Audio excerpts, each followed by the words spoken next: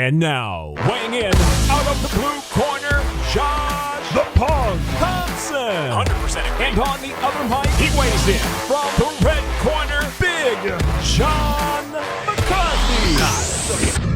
Good morning to everyone. We are here for another edition of Weighing In with John McCarthy and nobody else, because my partner, Josh Thompson, is off on vacation doing unknown God knows what. He has left us to our own devices. So it is myself and Podcast Dave for show number 80. And that's good because I graduated high school in 1980, which tells you how freaking old I am. If you want to catch us, talk to your friends, tell them about us. They can catch us on Google Play, Apple, iTunes, obviously YouTube, Spotify, Stitcher, and all those other plethora of podcasting platforms that are out there. You can be part of the Weighing In team by going to ProWrestlingTees.com and getting a t-shirt. That t-shirt, go to Weighing In, hit it. You can get a variety of different shirts that we have there. And if you wish to get 20% off, all you need to do is put in the keyword of GOAT, greatest of all times, or greatest of all t-shirts, and you can get 20% off on that t-shirt. What's up, my man, Podcast Dave? Josh Thompson has left us. Dude, that's funny. Like, you know, DC retired this past week, like officially retired. I just had a feeling that like Josh, because of his CTE, somehow thought that he was the one that retired from the show, and that's why he didn't show up tonight. Oh man, you know, it happens. He gets to go on his trips back home real quick, and then realizes, oh, I don't have any podcasting things here. That's okay. We're good. We don't need him. Who needs him? Nah. No one needs the punk. Yeah, we do. I mean, miss him already. It's all right. It's mostly just scratching his ears and saying duh. Well, at least he won't fall asleep on this one. That's good. True. It's true. So let's get into the UFC and what occurred. We had was this UFC 9, I believe, Fight Vegas Night 9 or whatever. Vegas 9. They've got, it used to be just UFCs and numbers. Then it was the UFCs, and we had Fight Nights, and then we had Tufts. And now we've got UFC Vegas, because that's the only place that they can do fights, basically, other than if they go over to Abu Dhabi, which they will be going back to soon. And they have a couple of really good cards coming up. So that'll be interesting. But this card, I got to admit, just lackluster. And I'm sorry. I understand the problems that they are facing. And you can see that with the withdrawals that were taking place due to COVID and some of the fighters testing positive. There's nothing the UFC can do. You look at it, and they're in a real tough spot, you know. And it's not only tough for, you know, the promotion itself. Then you look at the fighters. You look at guys like Brian Kelleher, and you know, he didn't even know who his opponent was going to be until last night. That's after weigh-ins. You know, that is not easy when, you know, this is your career. And again, you can't put the blame on the UFCs. You gotta respect the fighters that are coming in and taking the match no matter what. I give it to Ray Rodriguez, who came in last second, you know, went in there, made a little bit of a mistake. That might have been because he really didn't get any look at what his opponent was good at. And Brian's always been good at guillotines, and he latches on to that neck real quick if you put it to the outside. So, you know, this is it's part of what happens with the chaos of what we're all going through right now. And you look and you go, well, you know, everyone's doing their best, and that's all you can ask is, you know, do your best. You know, try to put on great fights. You match them up. They don't happen sometimes, and then they just move them, you know, down to another show. And that's occurred, you know, with all promotions that are trying to put on fights right now, and it's going to continue to occur. But I thought there was a couple of fights I want to bring up. I thought that Hunter Azure and Cole Smith, it was a good fight. It was a good fight for Hunter, but he did get tired in pressing, and it showed, you know, hopefully it showed him in a guy like Cole Smith. Hey, there's other guys that can take that pressure, and they can handle and take some of the shots and look like, you know what, I'm never going to stop. I'm never going to, you know, give up. And I give it to Cole Smith. He didn't get tired. He kept coming after him. Tough fight. You know, obviously, I thought the judges were right. Hunter Azure wins that fight, but Hopefully he learns more out of that fight, as far as your wrestling has to be sharp at times, and you need to be smart when you're utilizing it, when you're going against a guy that's got that motor where he just doesn't stop. And the judges got it right with the unanimous decision, but a good win for Hunter Azure. It's one of those fights where I think Cole Smith's going to learn something on the losing end of it, and I think that Hunter should actually learn something from this with the win of, you know what, my wrestling is good, but it's not going to dominate everyone and make everyone tired. There's guys out there that can push past my pressure, and I need to be smarter in the way I apply it. So, but it was a good fight. What did you think, Dave? Well, I actually was only able to watch the last 3 or 4. So I'm not with you on this one. Just a casual, man. Hey, just a casual. A casual with just a 2-year-old son. Yeah, that's a good excuse. I like that excuse. But I was going to ask you, as far as this card, you're saying about the cards and the quality of the cards and things like that. Is it because did the UFC have an obligation with ESPN to be putting on these cards? Absolutely. Why do you when it comes down to this whole thing, when you watch what occurred at the beginning of COVID, when Dana was trying to put on those fights early on, when in April he was going to the Tachi Palace to put on a show, because Dana has a contract. It's not Dana, the UFC, but Dana's the president of the UFC. So look, he's the boss. He knows we have to put on shows, because that contract, if he does not deliver a specific number of fights to ESPN, well, then they don't pay that contract out. And that means the UFC doesn't get their money. So, Dana in the beginning was trying to push shows. Now he's making it up. That's why we're getting one every week at least. And then, he's also, you got to figure how busy they are there in Vegas, as a business, because yes, it's the UFC, but then it's also, Dana White's Contender Series, they're putting on those fights, and that's UFC personnel putting on those fights. Those guys are busy as hell, man. They're not getting a break. They're putting on show after show, 2 shows a week normally. And, you got to commend them for what, they're able to do, how they're able to continue to, put on the shows. But, when you're putting on fight after fight after fight, and you have these, elements where you're doing all these tests and people are testing positive and having to pull out, that just makes it worse for guys like, Mick Maynard and Sean Shelby. They're going to be bald by the end of this thing, because they're pulling their hair out all the time based upon they think they have a fight lined up. It's going to work. They get it all the way to the weigh-in. This should work. And all of a sudden, bink, here comes the test after weigh-ins. They got to be just going, what more can I do to make, these cards work? But, overall, again, my hat's off to them, because this is not an easy situation, and they're making the best of it. I think that one of the fights that I thought, man, Viviane, I want to say it right, Araujo, man, she looked good against Montana De La Rosa. Just looked fantastic. She was sharp. That jab of hers was so crisp, and she just was eating Montana up. And Montana is a good stand-up fighter. She likes to, utilize her grappling. She's an outstanding grappler, but she usually has good head movement, and she fares well in the stand-up, and you could just see the different levels of their stand-up abilities and technical games when it came to the stand-up. It was really impressive that Viviana was just dictating exactly where the fight was going to be, how the fight was going to play out. Even when Montana got her down the one time, pops right back up. That was a big win for, Araujo. And she looked great, man. You look at this, and, that whole 125-pound division, and we talk about it all the time with, who is going to actually be able to be put into a championship fight with Valentina Shevchenko.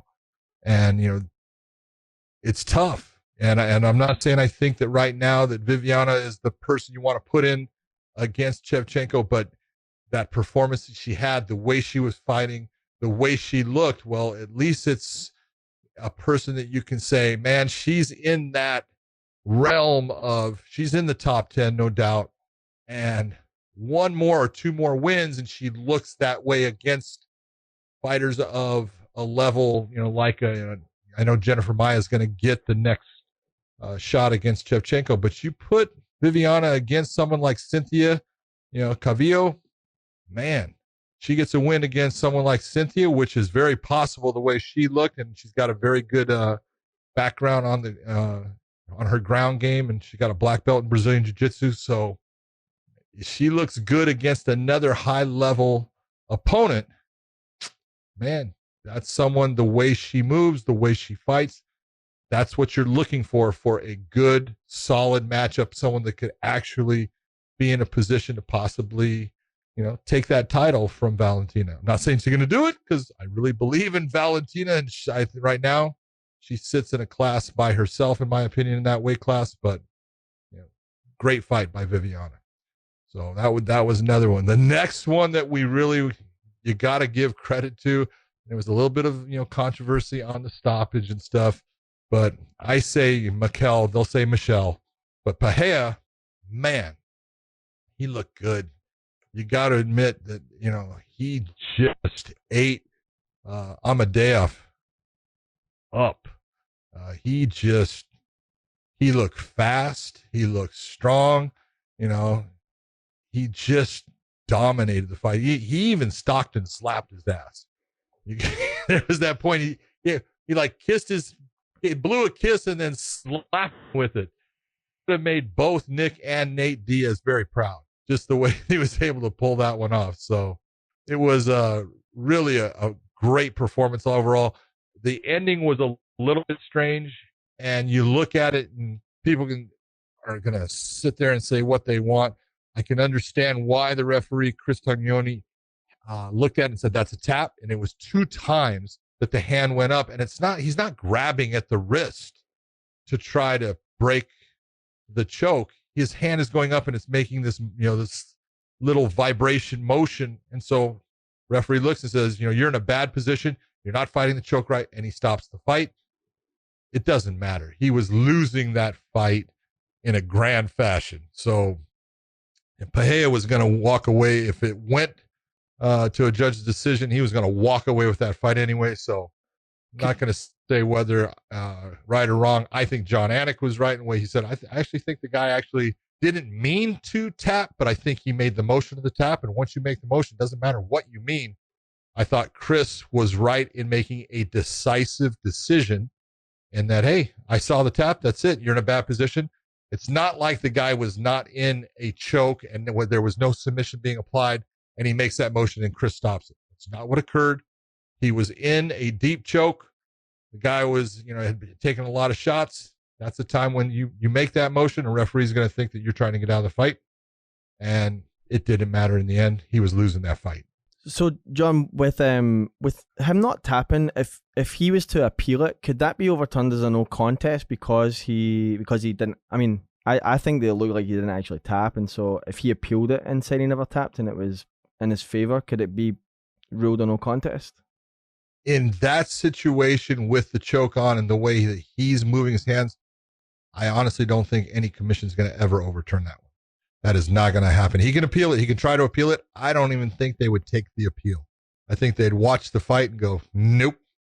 Because I'm trying to remember how much time was left in that fight. Only probably 30 seconds at the most. 20. Okay, 20 seconds was left in the fight. And we had Pereira on the back of his opponent. So there's no way they're gonna switch that over. He lost. It happens. Learn from the lessons of that loss, and that were there things that you could have done better. Yep. So let's learn from them. Let's move on. And maybe someday you'll get a rematch. But right with that fight, you got to admit Pereira is looking good, man. He's freaking huge at 170 pounds, because he made his opponent look small, man. I mean, he he's taller, he's bigger. You go, he's got to have some hollow bones, because I don't know how he's making that weight. He's carrying a lot of muscle on his frame, and it's not affecting him because he at least slowed down all of the bullshit, the back flips and those things, because that's not going to help you in the fight. When he jumps off of the cage and stuff, great, do it. Okay, if you can land a shot doing that stuff, that's all stuff. It's big energy, high output type of maneuvers. But if you can make them land and work for you, okay. When you're doing backflips, trying to backflip onto someone that's the grounded opponent, you're going to end up having the referee come in and stop you and give you a foul and take points away. That's just stupid fighting. And at least in this fight, he slowed down a lot of what people expect out of him, because look, you can be the showman, and I appreciate being the showman, but you want to be the quality fighter, and he's got the ability to be that quality fighter. Like I said, he's got skills, and he's fast, he's athletic. So let's slow some of the junk down and put good technique in there at times, utilizing the cage and all the things that he does. That's all great. I thought he looked really good tonight as a fighter, as good as I've ever seen him look. And I've watched him a lot. You watch this fight when he fought Tristan Connolly, and you just look and you go, you were all over the place. You were burning energy like you were, running sprints. And it's like, nobody can continue to do a fight in that fashion. And, he had the fight with Diego Sanchez, and he got disqualified for the illegal knee, even though he was winning that fight easily. Hopefully he's learned from those losses, because those are losses that, they were just mistakes. Bad mistakes led to a loss that you probably shouldn't have got on your record. And fight IQ was not quite there. So at least it looks like he's moving in the right direction. You say he's working out in Vegas. He's staying in Vegas now, working out at the PI. Good. Hopefully you're going to start listening to people, being sure about the way you're going about things. He called out George Masvidal. I love that, but I think at the time of the fight going in, some of the ratings had Pereira somewhere in the 49 to 40 category as far as his ranking, and I think Masvidal is somewhere around 5 right now. I don't think the number 4 or 5 guy is going to fight a guy that's ranked in the 40s. It's not going to do him any good. So I think he needs a couple more fights and get himself, bumping up into the rankings, get into the top, 10 or so. And then that Masvidal fight, I would love to see. It would be a fun fight to watch. So really a great performance by him as far as overall, though. I thought that was the best performance we've seen out of Pereira. And I just hope that that's what we see coming in the future, too. It really was a good performance. Then we had Ovince St. Preux. Really, it was funny because I have a friend over and we're watching the fights, and he's talking to me, and he's saying, he goes, man, he just doesn't look like he cares, and it just looks like he's slow. I said, he does this all the time.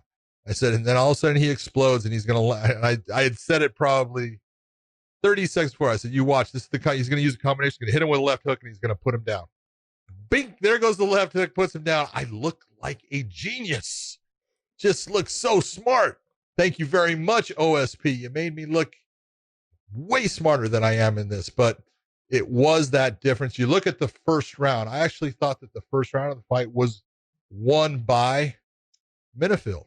And I know DC had OSP winning it, but you look, OSP was taking the heavier blows. Menifield came out and started to try to press the action. You saw OSP use his ring generalship and his fight IQ to slow Menifield down. He used that teep kick to the solar plexus beautifully to really cause him some problems. But in that first round, it was very close. But Menifield landed a couple of really big, heavy shots. OSP landed a little bit more volume, not much, but not a lot of heavy shots. I think the judges actually were going to go for Menifield, and then the second round was clearly OSP's all the way up until that left hook. And then the other thing I want to say, look at OSP. This is a fight veteran. guys, if you're a young fighter, watch what he does when he hits Menifield. Watch that left hand hit. Watch Menifield go crashing to the ground, and watch the beautiful walk-off without jumping on someone for no reason that a class professional athlete like Ovince St. Preux showed that he was in that situation. That's what a sportsman does. And so thank you very much, OSP. It was beautiful to watch. The knockout was beautiful, and the way you handled yourself was beautiful too. I enjoyed that fight completely, especially from the moment I said he's going to hit him with a left hook, and 30 seconds later he did. So it really would, it shows how relaxed OSP is. And when he's in shape and he's not worried about getting tired, he can fight, man. He's got skills. It takes a certain caliber of fighter to be able to beat him. And he's always dangerous when the fight hits the ground with on flu chokes. He's fun to watch. It'll be interesting to see who they put him against next, because, his last fight was at heavyweight against Ben Rothwell, and Ben kind of leaned on him a lot and wore him out and won a split this.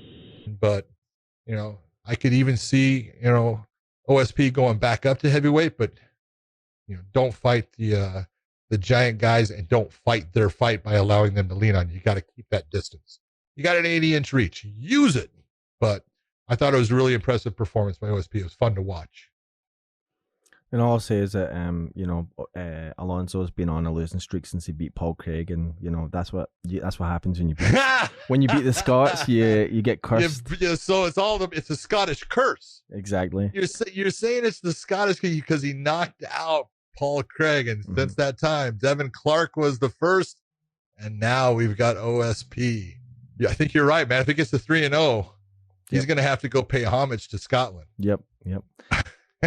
Have you never seen the movie Brave by Disney? We have witches, we have crazy people. I see those guys from Braveheart, and they don't have anything on under the skirt. So they do worry me. You guys are crazy. Being in that cold with nothing on underneath the skirt, you guys are nuts. Yeah. I was gonna make a comment, but it's kind of rude. I won't make it. Well, let's talk about the last one. The heavyweight fight between Augusto Sakai and Alistair Overeem. I thought that Alistair shows what a crafty veteran does in a fight. He didn't go out there to win the first round. I think they were saying that they thought he lost the second. I'm not too sure that he lost the second. I'd like to look at the scorecards when they're available to see the way the judges looked at it. But he just consistently started breaking Sakai down. And then you look at the finish, and even before in the round, as the round was ending, before in the third round, man, he was landing some big shots. You cannot allow Alistair Overeem to be in the top position and expect to do well. He lands heavy shots. The elbows that he was landing in that fourth round, my God, they were big. They were huge, man. They were, and I've said it too many times, and I tell fighters all the time, hey, you want to make a referee nervous. You want to make him think about stopping the fights. Don't continue to punch. Start elbowing your opponent, and quickly you'll see that referees start to go, fight back, move, get out, all this stuff, because they know that, there can only be so many. And, that fourth round, near the end of the round, he started landing him. Then in the fifth round, as soon as he did the same takedown that DC doesn't like, that worked very well for him twice to get Sakai to the ground, man, he was lighting him up with those elbows. I thought it was a really smart performance. I know, there was times when you saw, Sakai opening up, and you saw Overeem using a shield defense, but he wasn't getting hit with big shots for the most part. He had he got the hematoma on the side right by his ear.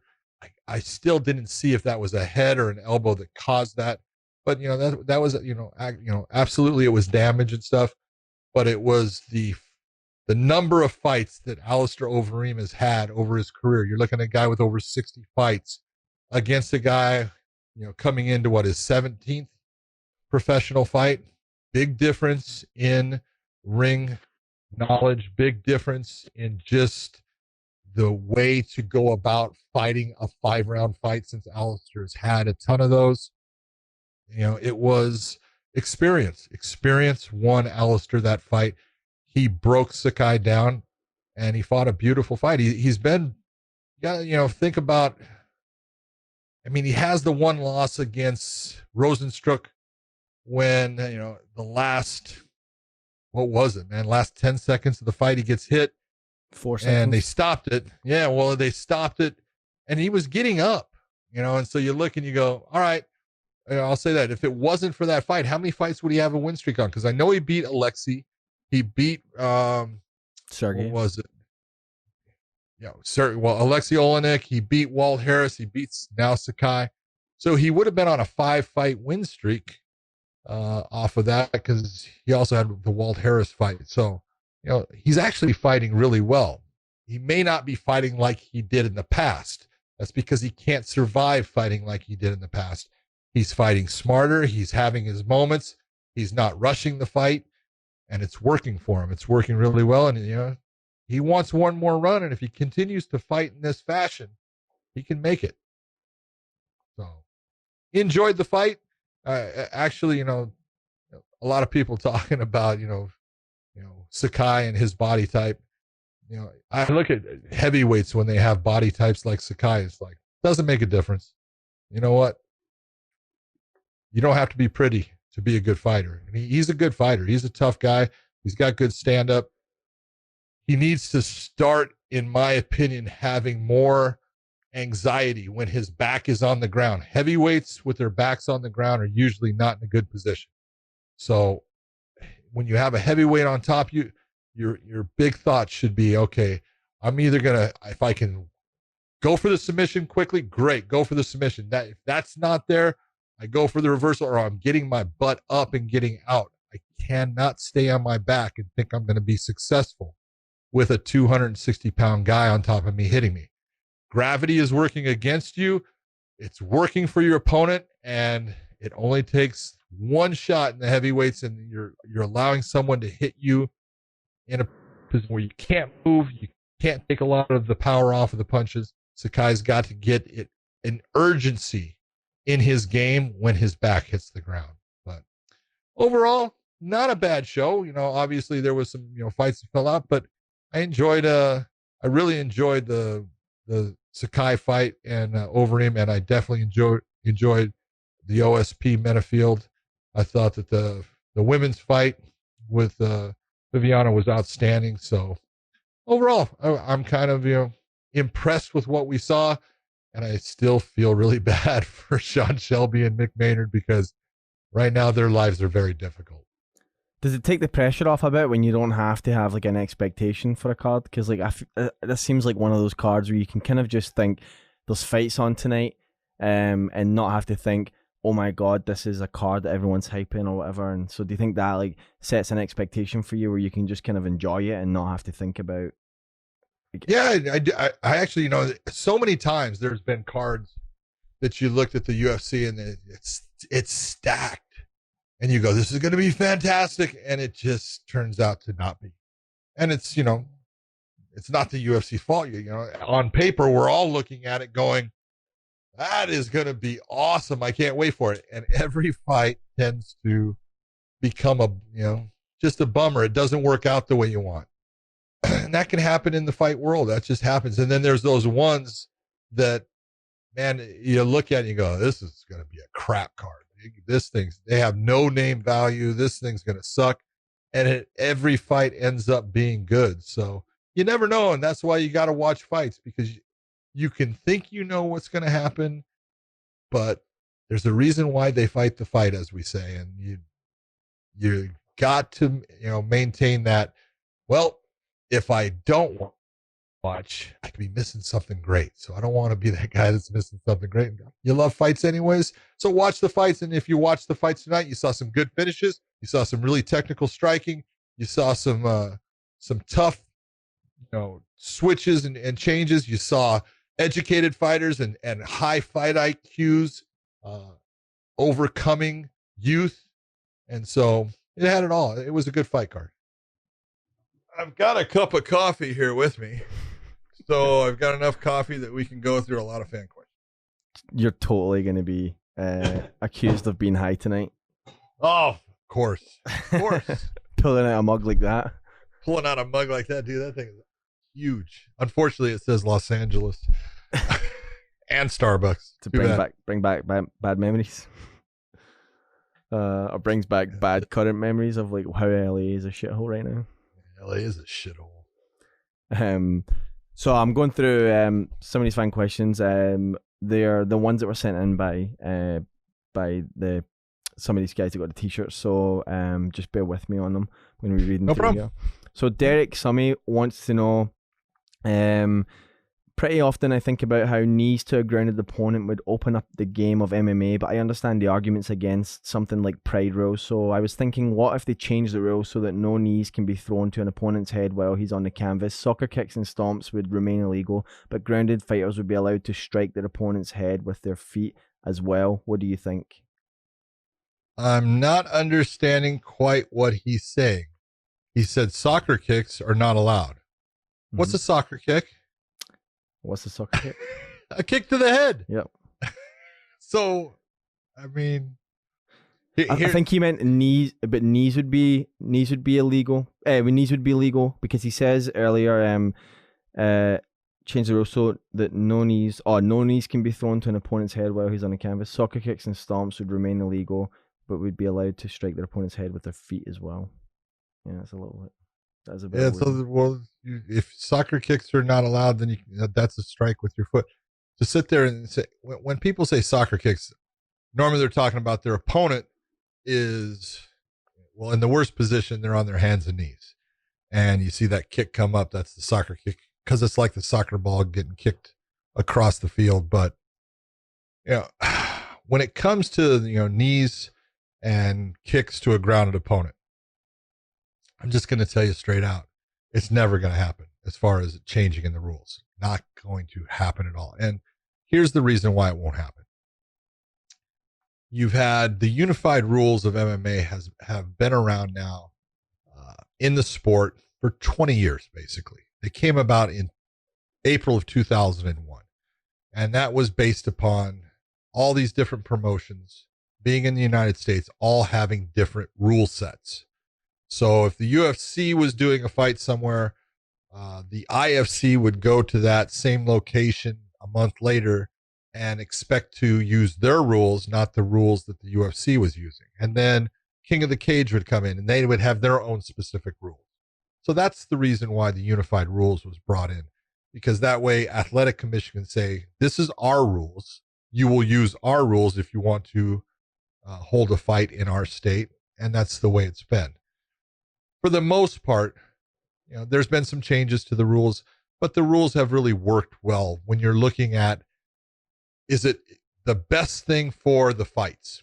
Maybe not. There could be, things where you say that rule hasn't, made the fighting more exciting, but what you're doing is balancing what doesn't change the sport and what works for the safety of the fighter. So the reason why I tell you knees to the head of a grounded fighter, kicks to the head of a grounded fighter, they're never going to come back. And they're never going to come back for a multitude of reasons. But one of the major one is liability. As soon as you have an athletic commission now say, okay, we're going to allow knees to the head of a grounded fighter. And they have a fight and that fighter goes in there and all of a sudden gets in a position and starts getting kneed to the head. And then in some way, anyway, we'll say gets knocked out. And then they're going to say, oh, I have a lasting injury based upon I was allowed to be kneed to the head. That used to be illegal. And then this state made it legal and it now has affected me.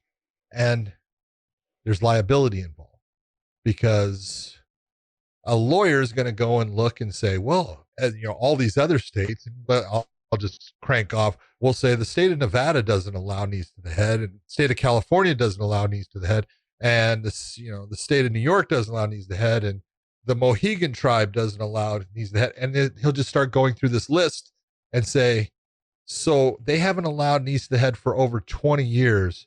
And now you as a state decide you're going to allow this, and my client got hurt because of it. And there's going to be people that are going to side with that defense attorney. So athletic commissions, they're never going to do it. They're not going to do something that could bite them in the butt, that could change it to where someone could say that they made the fight less safe. They'll always change the rules and take things away to say that they made the sport safer, but they're never going to change it to the point where someone could say, you made the sport less safe and my client, my fighter, whoever, was injured because of your decision. It's just not going to happen. Make sense? Makes sense. Okay. Yeah. I think I've never agreed with that rule anyway, so it makes sense to me. Jeffrey Buchanan asks, has there ever been a significant ref injury in the middle of a fight? And regardless, is there a rule for that? For instance, if a ref blows a knee out and cannot make it to the next round? And then I guess that's a question. Yeah. That has happened. There used to be a lot of promotions that they would have one referee. There would be athletic commissions that would assign one referee to a show, and that referee would do all the fights. The most fights that I ever refereed in one night was 23. That's way too much. Just telling you, 23 fights. Because, I don't care who you are, you start to lose interest in fights. And so we've gotten to the point where all athletic commissions realize, okay, I have to have at least two referees. We have had referees go down with injuries. We've had referees. I blew my knee out in a fight. It was Travis Brown versus Fabricio Verdum. And if you go and you watch like the last 15 seconds of the fight, I blow my knee out right with 15 seconds left in the fight. I just take a funky step and my knee popped and my ACL went. It's like, how does that happen? Now, would I have gone on in the fight? I think I would have gone on if it wasn't the fifth round, but I have seen referees go out in the fight as far as hurt themselves, twist an ankle, pop a knee, blow out their knee. And all we do is we take the off referee, we bring them into the fight and let the fight continue on with another referee. So yeah, referees are human, and there's a lot more to it than people realize. If you're watching, the guys bounce around and the way they do it, it only takes the canvas moving a certain way and your foot getting caught a certain way. You can end up injuring yourself. How many times have you seen referees go down? All of them have gone down. When you're looking at the top guys and stuff, I've seen Herb go down. The only one I haven't seen Jason go down. So Jason Herzog, way to go, baby. I don't think I've seen you go down. But Dan Murgalata's gone down, and Yves Levine has gone down. And, there was the classic, I don't remember who was fighting, but Marcos Rosales was refereeing in California in Strikeforce, and he falls down, and Mauro Ranallo right away, down goes Rosales, down goes Rosales. So didn't someone do that about Dan and Dan fell in Bellator? Yeah. Who was it that done that? Yeah. Didn't someone yell down goes Dan or something like that? Down goes Dan. I think that might have been me. I wonder if when Jason, because Jason's like such a small guy that he doesn't go down. If he trips, he goes up because he's so small and light. Jason is a good athlete, and that's part of it is it's your footwork, because a referee has the same type of footwork that the fighter has, and he's got to maintain that footwork and understand his balance and where he's at and how to swing his feet around and not trip himself up. And you've got to pick your feet up a certain way. I never went down in a fight, like that. Luckily, I was lucky it never happened to me. I don't think it's happened to Jason, but it's happened to just about all the top guys that you could think of that you see a lot. They've all gone down somewhere along the way. What's the worst hit that you've seen being taken or you've taken from a fighter when you step in to call the round or call the fight even? I've seen him in boxing get knocked out. I've seen guys get hit with shots and take a good shot and shake their head and stop it. I've been hit, and you're gonna get hit because when you're inserting yourself in between two guys and that punch is already being thrown, they're not trying to purposely hit you. You're moving yourself directly in line with what they're throwing, and it's going to happen at times. You don't want it to. I had one time, I'm trying to remember, Court McGee was fighting someone. I can't remember who he was fighting. And I went to stop the fight in the round. I put my arm through it, and just as he was kicking, and I caught his kick. But I caught it, and it hit the inside of my elbow, which is bad anyways. The guy got a bunch of floating bone chips, and it just deadened my arm. And so you watch my arm, I walk back, but I'm sitting there trying to get my arm to come back because I have no feeling. And it happens. It's just, that's what happens in fights. It's part of being a referee. You're going to get hit. Don't worry about it. It's going to happen. So why worry about it? See, when you reffed 23 fights in one night, how many of them went the distance? Thank God, I think 2. I was going to say, only 2 of them. Do you start wishing, I hope he knocks him out so bad? Yes. God, I hope this is a fast one. Yeah, you're I'm going to call that right now. No, it's, 23 is a lot. It's, you'll get, I had ones, 15 fights in a night, 12 fights in a night, 10 fights, a lot. When you do the big fights, the big shows, the UFC, Bellator, World Series of Fighting at the time, or PFL now, those are usually in the 3 to 4, sometimes 5 or 6, depending upon, a certain night, but about 4 is the average. When you're doing the 10 fights in a night, it's a lot. It's just your concentration. It's hard to hold a good level of concentration for all that many fights. All right, I've got this next question is from Randall Herkskorn. Sorry, Randall. He asks, is Adesanya as good as people on the hype train think he is? The Whittaker fight was impressive, but he was playing a dangerous game leaning out of those punches. He could have easily been caught in several, but he wasn't. And I understand if you're long, slender, and lean, you can't go in there and slug it out and be explosive, powerful like Yoel. But still, it was pretty disappointing on his part. And then there's the ground game and grinding it out with some of the brutes. So is he really that good, or are we looking at a short title reign? No, he's really that good. Let's just be honest. If you're going to ask how good is, Israel Adesanya, he's undefeated in MMA, and he's had a very short run outside of the UFC.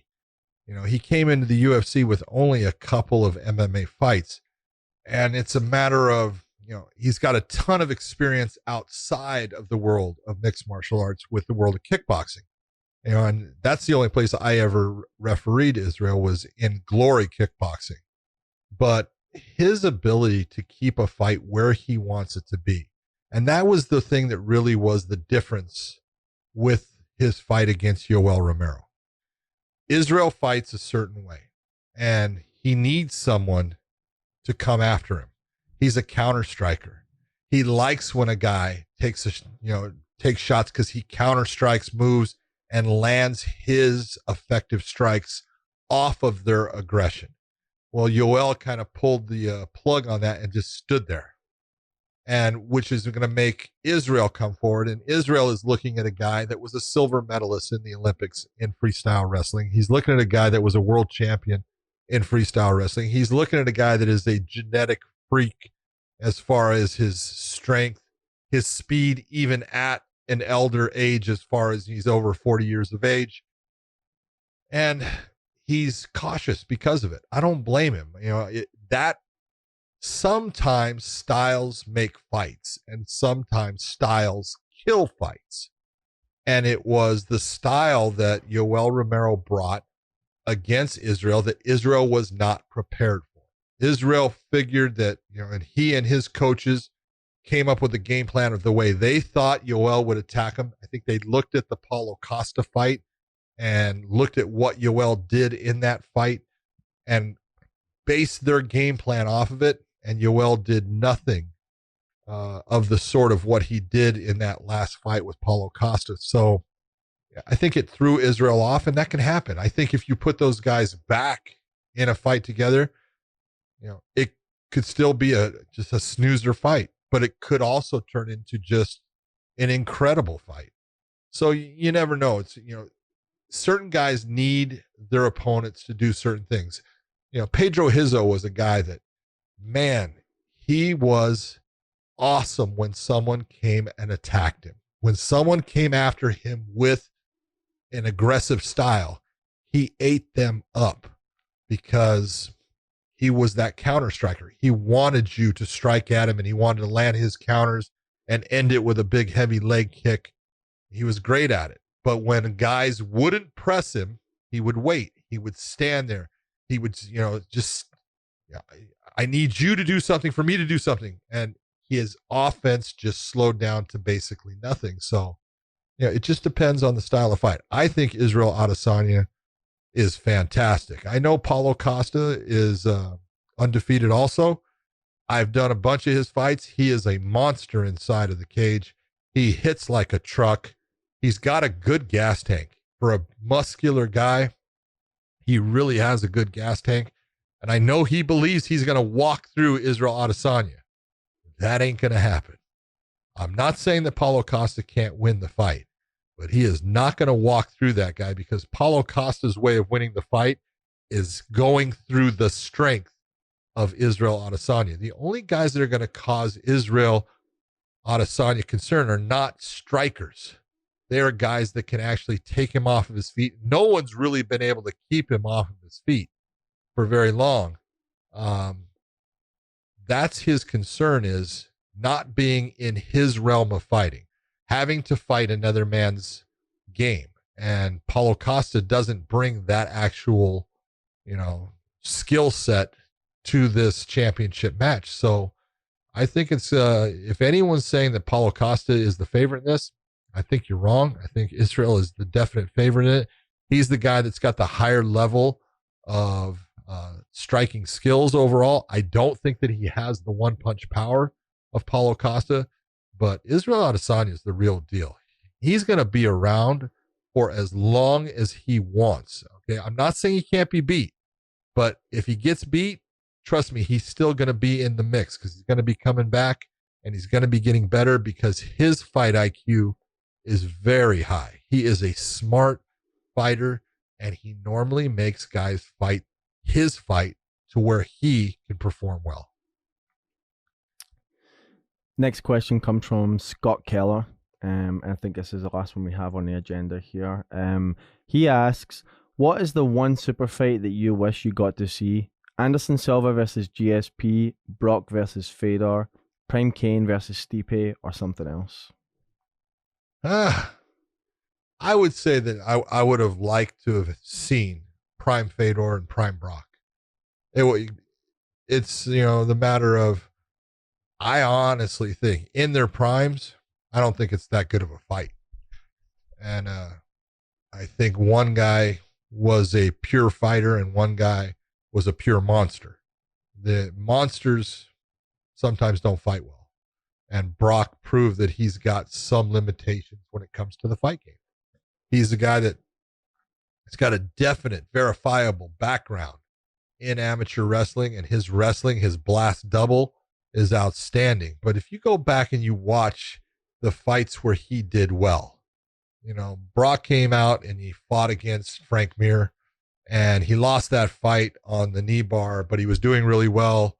And then he got stopped by the referee for supposed illegal blows, and that kind of changed the flow of the fight a little bit. But then he came and got his first win against, gosh dang it, I'm looking at his face right now. His first UFC win? Yeah, it was against Heath Herring. Heath Herring. Yeah, so then he wins against Heath Herring, and then his next fight was against who? Randy Couture. Yeah. Okay. They gave him a championship fight off of being 1-1. Okay. Because if you look at what Brock did and his style, and the UFC was always trying to get rid of Randy, and Randy had tried to get a fight with Fedor going, and the UFC was upset with him. So they looked and said, style wise, what's a bad matchup? Who can we put against Couture right now that we have? Well, Brock was a big name.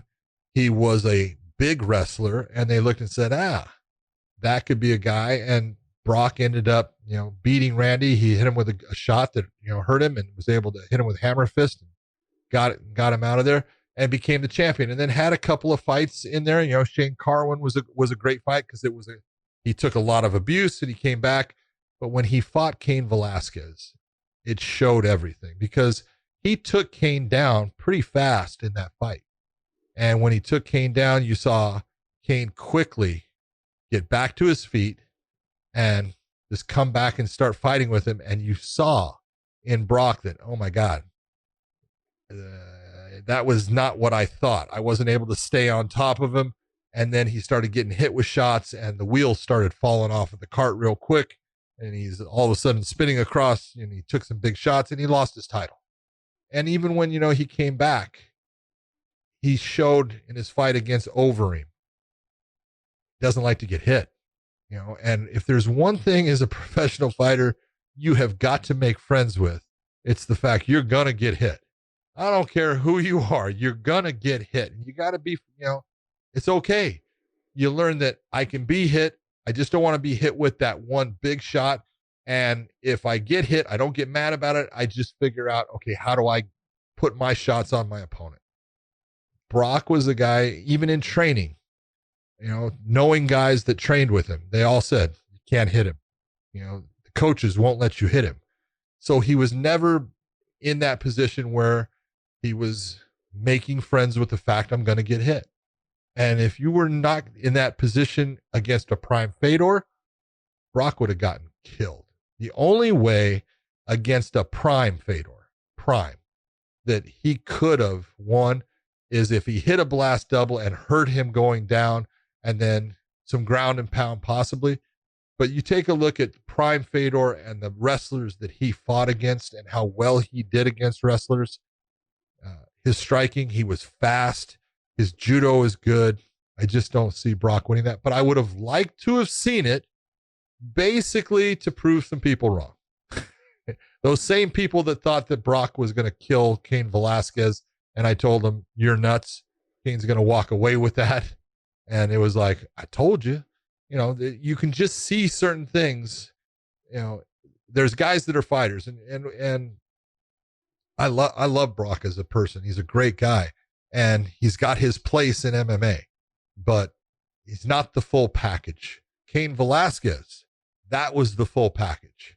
He had wrestling, he had good striking, he had endurance, he was a grinder, and Fedor had the same thing. So I just don't think that would have been a good matchup for Brock, but I could be wrong.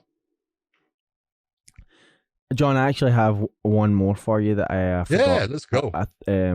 It's a really good one. I think with Josh not being here, this is specifically for you. So it's perfect.